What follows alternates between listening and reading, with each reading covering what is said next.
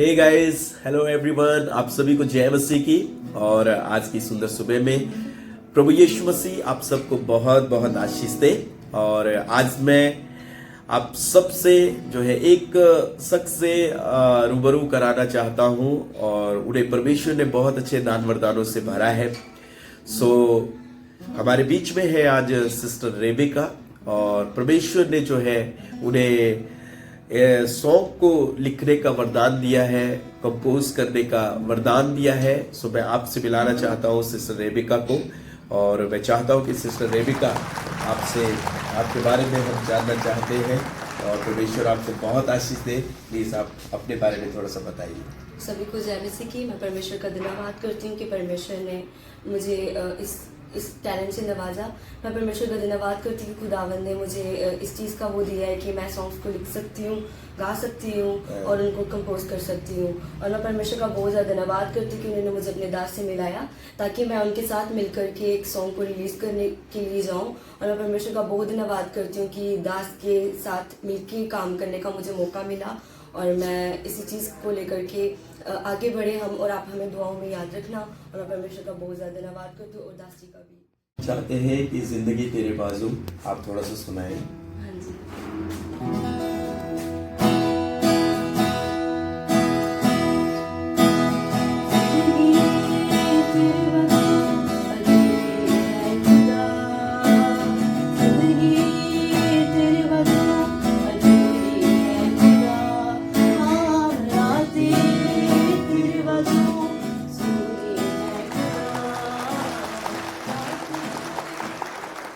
Rebecca, हम आपसे ये जानना चाहते हैं कि जो ये गीत आपने जिंदगी तेरे बाजू लिखा है, किन परिस्थितियों में लिखा है?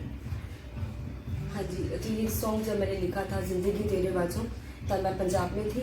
और पंजाब में मैं म्यूज़िक कॉलेज में थी। उस टाइम पे मैं म्यूज़िक सीख रही थी जी। और उस टाइम पे मतलब उससे पहले मतलब जो मेरी लाइफ थी वो परमेश्वर में इतनी अच्छी नहीं थी। मुझे परमेश्वर की जो कीमत है वो नहीं पता था कि परमेश्वर क्या है हमारे जीवन के लिए। तो उससे पहले मेरी लाइफ जो थी वो मतलब ऑर्डिनरी ही चल रही थी। बेशक मैं मतलब परमेश्वर को जानती थी, बट परमेश्वर क्या है उस चीज़ के बारे में मुझे नहीं पता था।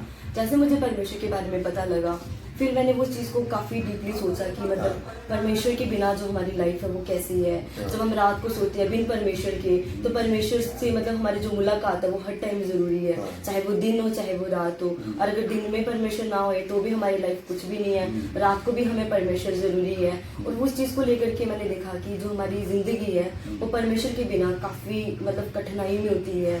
और जो मतलब परमेश्वर के बिना जो लोग रहते हैं उन लोगों के बीच में काफ़ी सिचुएशंस आती हैं, काफ़ी प्रॉब्लम्स आती हैं।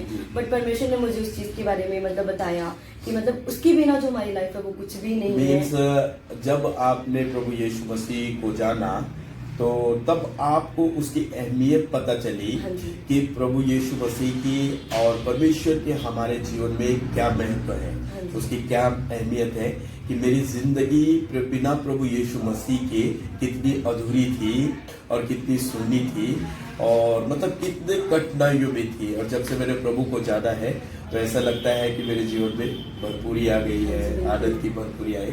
तो इस गीत के माध्यम से आप एक ही संदेश आई थिंक देना चाहेंगे कि परमेश्वर के बिना हमारा जीवन क्या है, अधूरा है ना। तो और क्या कहना चाहिए, आप क्या संदेश देना चाहेंगे आपने?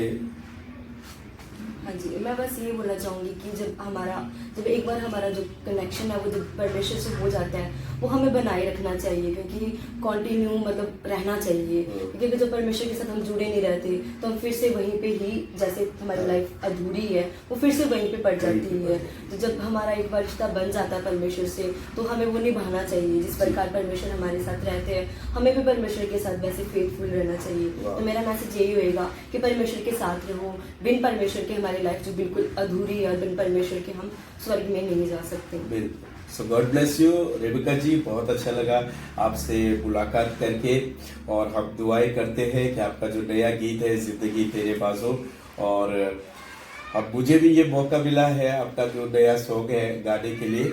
सो हम मिलके इस गीत को गाएंगे और इस गीत के द्वारा परमेश्वर को बहुत महिमा मिलेगी और हमें परमेश्वर के अस्तित्व, परमेश्वर की अहमियत और परमेश्वर का महत्व क्या है हमारे जीवन में कि उसके बिना तो हम बिल्कुल अधूरे हैं। सो गॉड ब्लेस यू, प्रभु आपको बहुत आशीष दे।